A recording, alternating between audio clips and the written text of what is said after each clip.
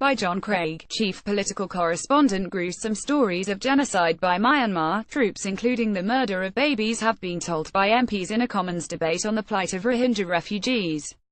Responding to a catalogue of horrific accounts, Foreign Office Minister Mark Field said it was increasingly accurate to describe the actions of Myanmar's government as ethnic cleansing. The shocking reports from MPs came during a debate on the persecution of the Rohingya, including the rape of young children. The most harrowing account came from Labour MP Tulip Siddiq, who said her mother, Bangladeshi politician Sheikh Rehana, had visited a camp where 500,000 refugees from Myanmar are living. Tortured and raped Rohingya women speak out. Video. Rohingya women say they were gang-raped by Myanmar troops. She spoke about a woman whose baby was ripped from her bosom and thrown in fire by military personnel. The MP, whose aunt is the Bangladeshi Prime Minister, told MPs. Another woman told a story of how a toddler was snatched away from its parents, put on the ground, and the military stamped on the toddler, killing the toddler. There were young children who were raped in front of their elderly grandparents.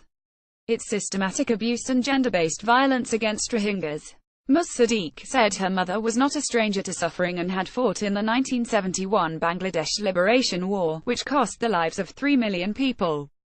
Video. Special report. Rohingya's exodus. She added, "My mother said what she saw in the refugee camps has all the hallmarks of a genocide." Ms. Siddiq called on the government to help Bangladesh to make sure that we stop this ethnic cleansing, that we stop this genocide, and the people point to my country and say they are the people who helped to stop this crisis. Opening the debate, Labour MP Rehana Ali called for a global arms embargo on Myanmar and a ramping up of pressure on other countries to end the violence, following recent clashes between insurgents and security forces.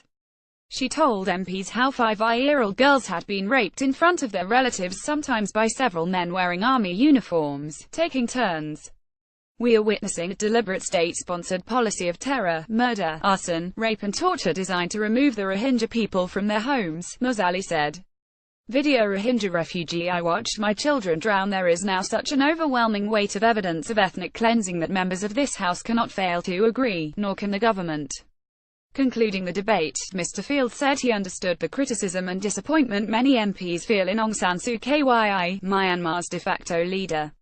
"I don't think it helps us to move towards solutions if we fail to acknowledge in part at least the pressures she is facing," he told MPs. "She is walking a very fine line between international condemnation and Burmese public opinion, which I fear is overwhelmingly supportive of what the security forces are doing, terrible as that might sound. Weakening her strengthens the military's hand." Image. Rohingyas at a refugee camp in Bangladesh's Ukhiya district. Mr. Field told MPs the broader reason is we're trying diplomatically as far as possible to see movement from the Burmese government, and in fact there has been some, quite significantly, from Aung San Suu Kyi. On allegations of ethnic cleansing, the minister said it is a phrase, because it is loaded, I think, with great emotion and a sense of a finality about ethnic cleansing, that I have hitherto been relatively reluctant to use. Not in any way in disrespect to the Rohingya, but we still maintain a hope that many Rohingya will be allowed to return safely to Burma, Myanmar. It may be a forlorn hope. However, I do also accept the UN High Commissioner for Human Rights having said it seemed to him like a textbook case of ethnic cleansing.